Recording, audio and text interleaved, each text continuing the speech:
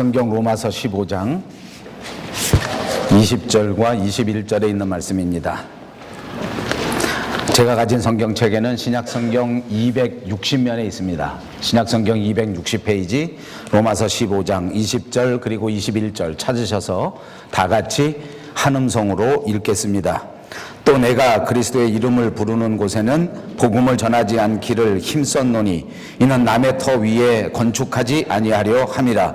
기록된 바 주의 소식을 받지 못한 자들이 볼 것이요 듣지 못한 자들이 깨달으리라 함과 같으니라. 아멘. 이 세상에 살아가는 사람들 중에 불쌍한 사람들은 언제나 옛날 과거에 붙들려서 과거의 말을 하는 사람들을 불쌍한 사람들이라고 합니다. 보통 평범한 사람들은 현재를 생각하고 현재에 대하여 말하면서 살지 않습니까? 그러나 우리 중에 특별히 비범하고 훌륭하고 그리고 위대한 사람은 언제나 앞날을 생각하고 미래를 생각하고 그리고 미래를 말하는 사람이 될 것입니다. 옛날 일, 과거 일 그리고 현재 일에서 벗어나지 못하고 과거나 현재에 묶여서 사는 사람은 불쌍한 사람이라 이렇게 말씀드렸습니다. 물론 우리 삶에서 과거는 아주 중요한 것입니다. 그리고 우리 삶에서 현재를 분석하고 현재를 대비하고 현재를 생각하는 것은 너무너무 소중한 일입니다. 그러나 제가 말씀드리는 것은 이 과거나 현재 묶여서 사는 것은 안 된다는 것입니다. 우리에게는 앞날이 있고 우리에게는 미래가 있기 때문에 앞날을 생각하고 앞날을 바라보는 사람이 위대한 사람이요 훌륭한 사람이 될 수 있다는 것을 기억하시기를 바랍니다. 그래서 옆에 있는 사람들과 한번 인사합니다. 앞날을 생각하시기 바랍니다. 네, 오늘 성경 본문의 사도 바울은 환경이 그다지 좋지 못했습니다. 환경이 밝은 상황도 아니었습니다. 어려운 환경이었는데 그러나 바울에게는 앞날을 생각하고 미래를 생각하는 그런 꿈, 그런 비전이 있었습니다. 오늘 성경 본문에 보니까 그는 마음속에 큰 꿈을 안고 서바나로 가고 싶어하는 그런 비전을 가지고 있었던 것입니다. 그러니까 그는 스페인을 늘 마음속에 새기면서 스페인에 가서 전도해야 되겠다, 스페인에 가서 선교해야 되겠다 이렇게 마음속에서 기대하고 있었다는 것입니다. 이 스페인이라고 하는 나라는 헬란 말로는 이베리아라고 하는 나라이고 라틴어로는 히스페니아라고 부릅니다. 영어에서는 스페인이라고 하지만 우리말로는 서바나라고 그렇게 말하는 나라입니다. 유럽의 서쪽에 위치한 나라입니다. 유럽에서 맨 땅 끝의 나라다 이런 별명을 가졌던 나라입니다. 물론 지금은 조금 다릅니다만 사도 바울 당시에는 그랬다는 것입니다. 사도 바울은 이 맨 땅 끝 서쪽에 있는 서바나를 바라보면서 그 서바나를 바라보고 그 서바나를 꿈꾸고 그리고 반드시 그곳에 가서 하나님의 나라를 확장해야 되겠다 하는 그런 마음에 불타고 있었다는 것입니다. 그때 당시는 로마가 세계의 중심지입니다. 그러니까 이태리가 세계의 중심이었고 스페인은 그 끝이라고 할 수 있습니다. 그 너머에 지금 조그만한 나라들이 여러 개 생겼습니다만 그때 당시에는 그것이 나라라고 할 수도 없고 그저 해적대들이 우글거리는 그런 섬나라에 불과했을 때입니다. 사도 바울은 우리가 아는 것처럼 이 로마서를 고린도에서 기록했습니다. 이 책을 쓰고 겐그리아라고 하는 곳에서 베베라고 하는 집사님을 통하여 로마 교회에 보낸 것입니다. 그리고 그 중심의 내용 가운데 오늘 본문에 와서 말하기를 내가 로마 교회의 기도를 받고 내가 로마 교회의 후원을 얻게 된다면 저 스페인 서바나에 가서 하나님의 나라를 확장하고 선교의 활동을 하여 죽어가는 영혼들을 다시 살리는 이런 일을 하고 싶다 하는 것을 이 편지에 밝히고 있는 것입니다. 로마서는 우리가 쭉 강의해 온 것처럼 1장에서부터 12장까지는 로마서의 교리를 말하고 있는 것입니다. 구원에 관한 교리를 가장 잘 설득한 그런 편지 가운데 하나였는데 13절부터 15장 그리고 16장까지는 계속해서 실천에 관한 이야기를 하고 있습니다. 그리스도인이라고 하면 어떻게 살아야 하는가, 그리스도인의 실천 강령이 어떤 것인가 하는 것을 말씀하고 있는 것입니다. 사실은 이제 거의 다 끝났습니다. 15장 16장이면 이 로마서가 마지막이 되기 때문에 이 마지막 부분에 오게 되니까 사도 바울은 이제부터 교리나 실천보다는 자기 스스로의 이야기, 자기 개인적인 이야기, 자기 개인적인 생각에 대하여 더 많이 할애하면서 기록하고 있는 것입니다. 이제 15장, 16장에는 개인적인 마음 깊은 곳에 있는 자기의 꿈의 이야기를 나누게 된 것입니다. 사도 바울은 자신의 마음 깊은 곳에 선교를 향한 불타는 꿈이 있고 그 꿈을 로마에 있는 교회들과 서로 나누어서 반드시 서바나에 가서 스페인에서 하나님의 나라를 확장하고 싶다고 하는 이 꿈을 말하게 된 것입니다. 물론 역사를 통해서 보면 사도 바울은 이 스페인에 가지 못했습니다. 성경에 보니까 그는 예루살렘에서 체포를 당하게 되었습니다. 가이사라 감옥에 들어가게 됐고 숱한 고생을 겪게 되다가 미결수로 죄수의 신분으로 겨우 로마에 후송되게 됩니다. 로마 감옥에 또다시 갇혀게 되었고 억눌린 상태에서 그때에도 복음을 전하다가 결국 그곳에서 순교하게 되었습니다. 그러나 그 마음속에는 이렇게 스페인에 가서 땅끝까지 주의 복음을 전하겠다고 하는 이 꿈을 가지고 있었고 이 비전을 가지고 있었고 이 사도 바울이 마음속에 깊이 간직했던 이 선교의 꿈 그리고 이 선교의 환상이야말로 사도 바울을 위대한 사람, 훌륭한 사람, 오늘 우리 모두가 다 존경하고 흠모하는 사람으로 만들어 준 줄로 믿습니다. 그렇습니다. 성령께서 우리에게 임하시면 우리는 권능을 받고 그 권능의 능력을 따라 하나님의 나라의 증인이 되는 줄로 믿습니다. 그러므로 우리의 신앙생활, 우리의 선교생활, 우리의 모든 비전은 성령께서 하시는 일이라고 믿습니다. 하나님의 영이 우리에게 임하시는 것입니다. 그러나 사람들은 성령의 은혜를 받았지만 사람들은 성령의 은혜를 체험하지만 그 마음속의 은사와 그 마음속의 능력을 받았지만 그럼에도 불구하고 자기 마음속에 불타는 이 꿈을 무시하고 자기 마음속에 용솟음치는 이 하나님의 나라를 향한 열망을 억누르고 그저 과거에 매여서 그저 현실의 삶에 묶여서 살아가고 있는 것이 우리의 삶의 모습입니다. 그렇습니다. 우리 현실에 묶여 살기 시작하면 하나님의 말씀에 대하여 무시하기 시작하는 것입니다. 우리가 과거에 묶이면 묶일수록 우리 마음속에 주시는 거룩하신 하나님의 꿈을 우리 스스로 짓뭉개고 마는 것입니다. 사랑하는 여러분, 현실에 묶이지 마시기 바랍니다. 과거에도 묶이지 마시고 우리에게 주시는 아름답고 거룩하신 하나님의 말씀에 귀 기울이시고 그 성령의 지시하심에 순종하시는 여러분들 모두가 되시기를 주님의 이름으로 축복합니다. 오늘 우리는 이 본문의 말씀을 통하여 다시 한번 우리의 인생의 목표를 생각해 보고자 합니다. 우리는 다시 한번 우리의 목표를 새롭게 해야 되기 때문입니다. 여러분, 우리가 잘 아는 구약 성경에 다니엘이라고 하는 사람이 있습니다. 다니엘서 1장에 보면 다니엘과 그 친구 3명이 바빌론으로 잡혀가게 됩니다. 그때는 이 다니엘도 10대 소년에 불과합니다. 친구들이라고 해도 모두가 다 10대 청년들이었습니다. 그들은 강력한 나라 바빌론으로 붙잡혀 가게 되었습니다. 이 4사람이 바빌론에 붙잡혀 가서 그 강력한 군사력, 그 강력한 정치력에 매여서 거기에 굴종해서 그대로 살다가 그대로 포로로 죽어간 것이 아닙니다. 오히려 이 강력한 나라 바벨론에게 강력한 영향을 끼치는 사람들이 되었다는 것을 성경을 통하여 볼 수 있는 것입니다. 그들에게는 꿈이 있었습니다. 그들에게는 비전이 있었습니다. 그들의 삶에는 분명한 목표가 있었기 때문에 그 목표를 정하고 살았던 이 청년들은 오히려 강한 나라 바벨론을 사로잡고 그 바벨론에게 선한 영향력을 발휘하게 된 것입니다. 오늘 우리가 생각하는 사도 바울도 마찬가지입니다. 그는 놀라운 꿈의 사람입니다. 그는 놀라운 비전의 사람입니다. 그는 현실을 뛰어넘는 위대한 꿈의 사람입니다. 그는 자신이 원하는 것이 무엇인지를 분명하게 하였습니다. 그는 자신이 바라보는 것을 분명하게 정하였습니다. 그리고 그의 인생이 어떤 것인지를 확실하게 아는 사람이었습니다. 그래서 그는 자기의 삶을 모두 정리해서 한 가지에 초점을 맞추고 그 초점을 향하여 뚜벅뚜벅 힘차게 그 길로 걸어갔던 사람입니다. 오늘 본문을 보면 사도 바울이 어떤 목표를 가지고 살았는가 하는 것을 발견할 수가 있습니다. 사도 바울은 본문에서 우리에게 분명하게 말합니다. 그리스도를 알지 못하는 그곳 서바나 땅끝까지 하나님을 알지 못하는 그 사람들을 향하여 복음을 전하는 것을 그 인생의 가장 큰 목표로 삼았습니다. 나는 이 세상에 보내진 하나님의 뜻을 깨닫고 내 마음속에서 불타오르는 성령의 음성에 순종하여 땅끝까지 나아가 하나님의 나라를 전할 것이다.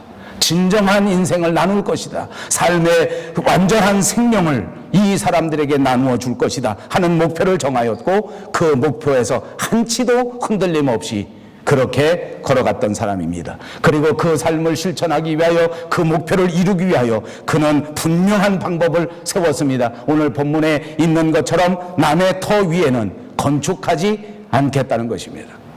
남이 뿌려놓은 씨앗을 자기가 거두지 않겠다는 것입니다. 내가 스스로 나아가 고생할지라도, 내가 스스로 나아가 희생할지라도 분명하게 하나님의 말씀에 순종하여 하나님의 말씀대로 이 사역을 감당하겠다고 하는 실천 강령을 세웠단 말입니다. 얼마나 철저한 의지력입니까? 얼마나 철저한 능력입니까? 얼마나 철저한 생각입니까? 저는 사도 바울의 이런 생각이 저와 여러분의 마음속을 사로잡을 수 있게 되기를 바랍니다. 여러분, 바울 같은 인생의 목표를 세우게 되면, 확실하게 그 목표를 바라보게 되면 우리 삶이 어떻게 되는지 압니까? 첫째로는 실망하거나 좌절할 수가 없습니다. 목표가 분명하기 때문에 어떤 상황 속에서 실망하지 않는단 말입니다. 목표가 분명한 사람은 분명한 한 길을 걷기 때문에 결단코 좌절하지 않습니다.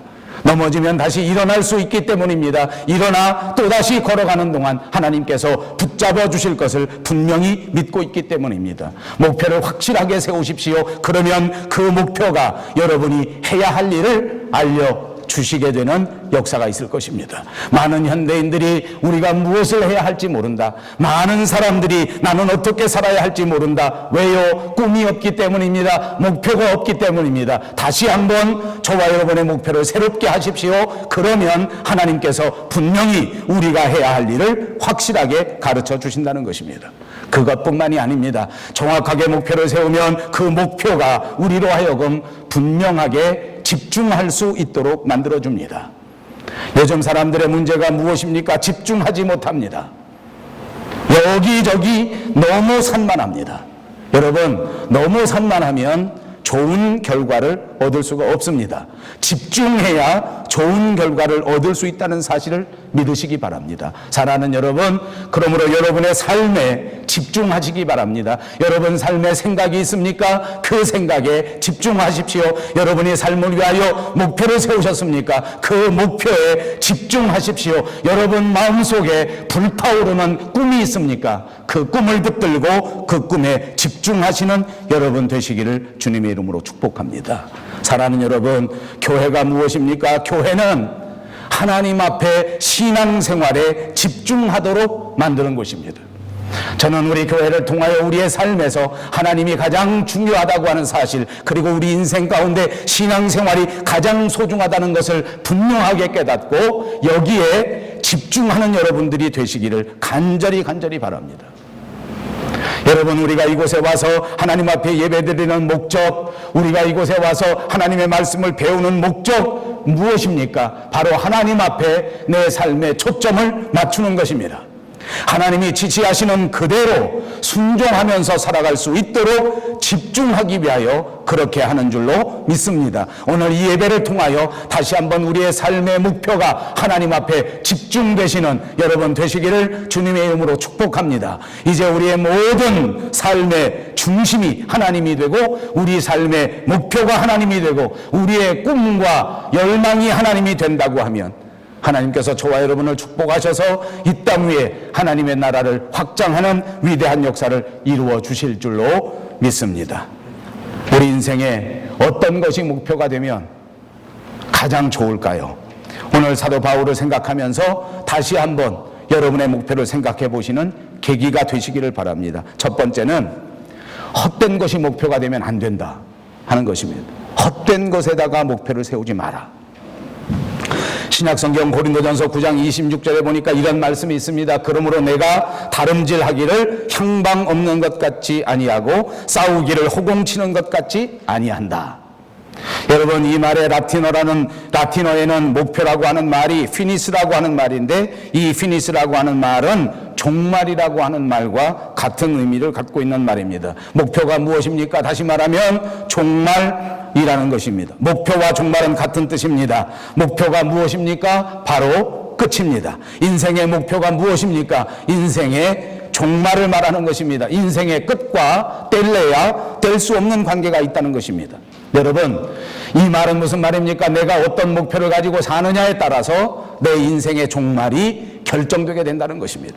내가 어떤 꿈을 가지고 사는가에 따라서 우리의 끝이 결정된다는 것입니다. 그러니까 우리의 꿈이 헛된 것이라고 하면 우리의 마지막도 헛된 것이 될 수밖에 없습니다. 내가 헛된 것을 꿈꾸고 있다고 하면 우리 인생 끝이 헛된 것이 되기 때문에 우리의 목표와 우리의 꿈은 반드시 헛된 것이 되어서는 안 될 것입니다. 재미있는 이야기 하나 하겠습니다. 우스갯소리입니다. 어떤 청년이 마음속에 꿈을 가졌습니다. 꿈과 소망이 캐나다 구스 옷 한번 입어보는 것입니다. 열심히 노력합니다. 아르바이트 합니다. 10불, 20불, 100불 모았습니다. 드디어 1000불, 1500불, 2000불 목표를 달성했습니다. 저 노스 밴쿠버에 있는 멋진 매장에 가서 캐나다 구스 하나 샀습니다. 그리고 자랑하고 싶어서 그냥 노스밴에서 집으로 코끼틀나무로 오면 좋은데 저 랭리 써리에 자랑하러 왔습니다. 랭리에 누가 삽니까? 제가 사니까 저한테 자랑하러 왔습니다. 랭리까지 올 때는 별 문제가 없었습니다. 근데 써리로 돌아가다가 그만 강도를 만나서 뺏겼습니다.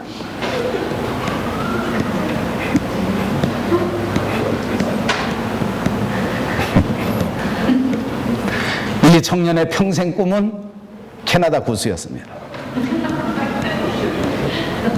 그 이후에 어떻게 된지 압니까? 시름시름 앓다가 아버지, 그 다음 말하지 않겠습니다. 여러분, 캐나다 구스, 어떤 사람은 구찌 핸드백입니다. 어떤 사람은 국회의원이 평생 꿈입니다. 어떤 사람은 세상의 명예, 세상의 돈, 그러니 어느 한순간 사라져버릴 헛된 것의 꿈을 가지면 우리의 마지막은 시름 앓다가 아무 의미 없이 먼지처럼 사라져버리게 될 것이라는 말씀입니다. 여러분, 이 세상 끝날 마지막 종말에 우리에게 남을 것이 무엇입니까? 인생의 최종 심판자가 되시는 우리 주 예수 그리스도께서 나와 대면하는 그날에 주님이 내게 어떻게 말씀하실까? 그날 주님 만났을 그때에 잘했다, 착하고 충성된 종아, 그런 칭찬을 받으면서 주님이 주시는 면류관을 받는다면 그 인생이야말로 훌륭한 인생, 복된 인생입니다. 아무 의미 없이 없어질 것을 위하여 살다가 마지막 우리 인생의 끝날에 주님 만나는 그때에 아무런 상급을 받지 못한다고 하면 어찌 되겠습니까? 그러므로 사랑하는 여러분, 여러분에게 도전합니다. 다시 한번 여러분의 목표를 점검하시고 과연 내 목표가 헛된 것은 아닌가? 절대로 헛된 목표를 세우지 않는 여러분들이 꼭 되시기 바랍니다. 두 번째, 인생의 목표를 생각할 때에는 하나님의 상급을 바라보고 도전하는 삶을 살아야 되는 것입니다. 사도 바울은 그랬습니다. 하나님이 주시는 면류관을 바라본 것입니다. 마지막 그때 하나님 앞에 섰을 때에 하나님 앞에 받을 칭찬을 바라보면서 그것을 목표로 삼고 그것을 위하여 달려갔기 때문에 그는 위대한 삶을 살았고 훌륭한 삶을 살았습니다. 고린도전서 9장 24절에 보니까 사도 바울이 간증하기를 운동장에서 다름질하는 자들이 다 달아날지라도 오직 상 얻는 자는 하나인 줄을 너희가 알지 못하느냐. 너희도 얻도록 이와 같이 다름질하라. 그렇습니다. 사도 바울은 자기의 목표를 세우고 자기의 꿈을 세우고 그리고 이와 같이 다름질한다고 말한 것입니다. 그리고 우리에게도 부탁합니다. 너희들이 세운 목표, 너희들이 바라보는 그 상을 설정했으면 그 상을 얻기 위하여 이와 같이 다름질해야 한다. 여러분, 다름질한다는 말이 무슨 말입니까? 정말로 강력한 말입니다. 강력한 단어입니다. 다름질한다는 것입니다. 여러분, 다시 한번 사도 바울을 살펴보십시다. 사도 바울의 형편이 어떻습니까? 그는 지금 이 편지를 쓸 때 감옥에 수감되어 있는 실정입니다. 갇혀 있단 말입니다. 죄수입니다. 그는 언제 풀려나올지 희망도 없습니다. 나이도 이제 온 60줄에 접어들고 있었습니다. 몸에는 남에게 말할 수 없는 자기를 괴롭히는 가시가 있었습니다. 남들은 알지 못하지만 나는 날마다 이 가시 때문에 고통받으면서 하나님 앞에 눈물로 기도하고 평생을 통증을 달고 살았습니다. 하루도 편안한 삶이 없었습니다. 불편을 느끼면서 살아갈 수밖에 없었던 사람 아닙니까? 그런 사람이 목표를 향하여 그는 달려간다는 것입니다. 육상 선수가 마지막 죽을 힘을 다하여 목표를 향하여 달려가듯이 그렇게 내 삶을 달려가겠다고 간증한 것입니다. 여러분, 부끄럽지 않습니까? 저는 이 대목을 설교하면서 정말 망설였습니다. 왜냐하면 제 자신이 너무나 부끄럽기 때문입니다. 저도 사도 바울과 비슷합니다. 벌써 나이가 60이 얼마 남지 않았습니다. 제 몸에도 여전히 저를 괴롭히는 여러 가지 부족한 가시들이 있습니다. 저도 환경이 여의치 못합니다. 어디 하나도 편할 날이 없습니다. 날마다 고민하고 날마다 고통받고 날마다 생각하면서 그렇게 신앙생활을 합니다. 그러나 바울에다 되면 아무것도 아닙니다. 바울에다 되니까 정말 부끄러워서 이 말씀을 전하기조차 부끄러운 마음을 들 수밖에 없습니다. 저 같으면 이제 60살쯤 됐고 돌이켜보니까 내가 교회도 많이 개척했고 그리고 그동안 평생 딴 길 보지 않고 주를 위하여 살았으니까 이제는 그만 쉴 때다. 저는 날마다 생각이 그랬습니다. 이 설교 준비하기 전까지 그랬습니다. 언제 은퇴할까? 10주년에 은퇴할까? 15주년에 은퇴할까? 근데 바울은 그렇게 말합니다. 육상 선수가 꼬린 지점을 바라보고 달려가듯이 이와 같이 다름질하라. 여러분, 이 말 절대로 가볍게 들으시면 안 됩니다.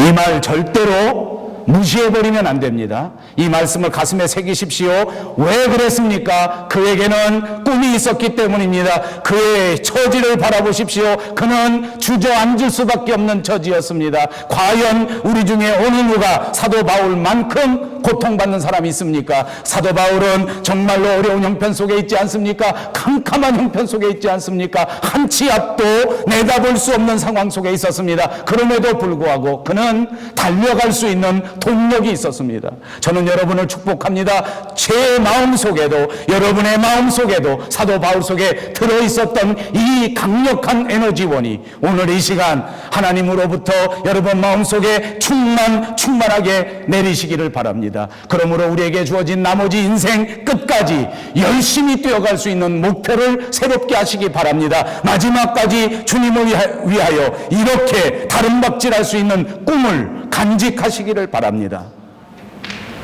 세 번째로는 그러면 이런 인생의 목표를 어떻게 세울 수 있겠는가 하는 것입니다. 여러분, 인생의 목표를 새롭게 하고 인생의 꿈을 새롭게 하기 위하여 분명히 저와 여러분이 해야 할 일이 있습니다. 그것은 뭔지 압니까? 하시던 모든 일을 멈추십시오. 그리고 하나님과의 시간을 가지십시오. 지금 여러분에게 가장 필요한 것은 하나님과 함께하는 시간입니다. 하나님과 대화하는 시간, 하나님과 말씀을 나누는 시간, 하나님과 기도하는 시간, 하나님과 함께하는 시간을 가지십시오. 그리고 하나님과 함께 시간을 보내십시오. 그래야 우리 인생의 진정한 목표를 발견할 수 있고 세울 수 있습니다. 많은 사람들이 하나님의 뜻을 알지 못합니다. 많은 신앙인들이 제게 묻습니다. 하나님의 뜻이 어떤 것입니까? 목사님, 하나님은 어떻게 하라고 하십니까? 여러분, 왜 하나님의 뜻을 알지 못하는지 압니까? 하나님과 함께하는 시간이 없기 때문입니다. 너무나 바쁘셔서 나 혼자 조용히 하나님과 대화하는 시간을 갖지 못한 것입니다. 여러분, 우리 너무 바쁘지 않습니까? 살아보니까 생각하느라고 바빠. 말하느라고 바빠. 남의 말 듣느라고 바빠. 여러분, 너무 바빠. 더구나 요즘 시대는 빨리 하지 않으면 안 돼요. 뭐든지 빨리 해야 돼요. 빨리 해야 되는 세상이에요. 너무 바쁩니다. 아닙니다. 오늘 이번 주간 동안 사순절이 시작된 이날에 우리 잠깐 멈추시기를 바랍니다. 그리고 조용히 하나님을 향하십시오. 그리고 하나님께서 여러분에게 주시는 하나님의 말씀을 귀담아 들으시기를 바랍니다. 어느 목사님이 이렇게 목표를 세우는데 3단계가 있다. 그리고 그 3단계를 설교하셨는데 제가 들어보니까 얼마나 은혜가 되든지 그 설교를 될 수 있으면 그대로 여러분에게 소개하려고 합니다. 첫 번째 단계가 있습니다. 하나님께서 주신 영적 은사와 재능을 발견하라 하는 말입니다. 첫 번째 단계에는 내게 하나님이 주신 은사를 발견하라. 로마서 12장 6절에 보니까 하나님이 우리에게 주신 은혜대로 받은 은사가 각각 다르니 믿음의 분수대로 해야 된다. 하나님께서 우리에게 주신 것이 다른다. 그 은사가 다르기 때문에 하나님이 주신 은사를 분명하게 깨닫고 그 은사를 사용해야 된다. 그것입니다. 그렇습니다. 여기서 여러분 중요한 것이 있습니다. 많은 사람들이 잘못 생각하는 것은 은사를 내가 결정합니다. 자기가 결정하는 거예요. 나는 말을 잘한다. 자기가 결정하는 거예요. 남들이 들으면 뭐라는지 압니까? 지금 여러분이 웃는 것처럼 웃어버립니다. 나는 공부를 잘한다. 나는 노래를 잘한다. 성가대 보기가 좀 그러네. 저쪽 보고 해. 나는 노래를 잘한다. 내가 결정해서 내 은사를. 여러분 놀라지 마십시오. 은사는 뭔지 압니까? 하나님이 결정하시는 겁니다. 하나님이 여러분의 은사를 결정하시는 것입니다. 여러분 이 대목 절대로 그냥 듣지 마시고 집에 가셔서 일주일 내내 이 말씀이 무슨 말씀인지를 묵상하십시오. 하나님이 내 은사를 결정해 주셨다. 그게 뭘까? 여러분 제가 말씀드리는 것은 하나님이 내게 주신 은사를 발견하자, 여기에 집중하지 마시고 이 말씀을 말씀 그대로 생각하십시오. 하나님이 내 은사를 결정하신다. 하나님이 내가 할 일을 결정하신다. 하나님이 나의 인생을 결정하신다. 이것을 묵상하라는 말입니다. 그렇습니다. 1단계에서 분명히 생각해야 됩니다. 하나님께서 나를 어떻게 사용하시려고 하는가. 이걸 먼저 생각해. 이게 가장 중요한 거예요. 많은 사람들이 넘어지는 이유는 은사를 발견할 때에 자기가 좋아하는 것을 생각합니다. 자기가 하고 싶은 것만 생각합니다. 하나님이 어떻게 생각하는지는 하나도 참고하지 않고 자기 은사를 결정합니다. 이건 대단히 문제가 있는 것입니다. 아닙니다. 하나님 편에서 우리의 은사를 결정한다는 사실을 분명히 깨닫고 그 안에서 과연 내 재능이 무엇인가? 과연 내 소질이 어떤 것인가? 과연 내 능력이 어떤 것인가? 과연 내가 가장 흥미로워하는 것은 어떤 것인가? 하는 것을 생각해보라 그 말입니다. 여러분 왜 그런지 압니까? 제가 신앙생활 해보니까 하나님이 쓰실 때에 은사, 이게 아주 위험한 말입니다만 은사보다 더 소중한 게 있더라고요. 은사보다 더 중요한 것은 하나님이 사용하실 때 열정을 사용하십니다. 내가 하고 싶은 열정을 사용하시는 거예요. 내 마음의 뜨거움을 사용하시더라고요. 하나님은 사랑을 사용하셔요. 그러니까 내가 어떤 것을 열정적으로 할 수 있는가, 이건 굉장히 중요한 것입니다. 내가 어떤 것을 뜨겁게 사랑할 수 있는가 너무너무 중요한 것입니다. 그러니까 내 인생의 목적을 세울 때에 이걸 분명하게 깨달아요. 내가 어디에 열정적으로 일을 할 수 있는가. 여러분 인생의 모든 선택이 그런 것 같습니다. 남자와 여자. 저는 요즘 들어서 제 아내가 자꾸 한국에 가버리니까 이상하게 제 아내 생각을 자꾸 하게 됩니다. 오늘도 혼자 교회를 오다 보니까 옆자리가 아내 생각을 자꾸 하게 돼요. 별 생각이 다 나더라고요. 어떻게 만났을까? 하도 오래돼서 생각이 안 나요. 제가 어저께 하도 화가 나서 전화를 걸어서 그랬습니다. 제 아내랑 통화하는데 제 아내가 그래 여보 나 보고 싶지? 그렇게 물어보더라고요. 그래서 뭐라고 대답했겠습니까? 보고 싶긴 한데 얼굴이 생각이 안 난다. 하도 오래돼서 생각이 안 나. 남자와 여자도 서로 사랑해서 선택해야 되더라고요. 아무리 조건을 가지고 해도 그 조건 가지고 오래가는 사람은 없어요. 마음속에 열정이 나는 거예요. 마음속에 사랑이 솟아오르면 그 관계가 오래갑니다. 믿습니까? 여러분, 저는 교회를 선택할 때에도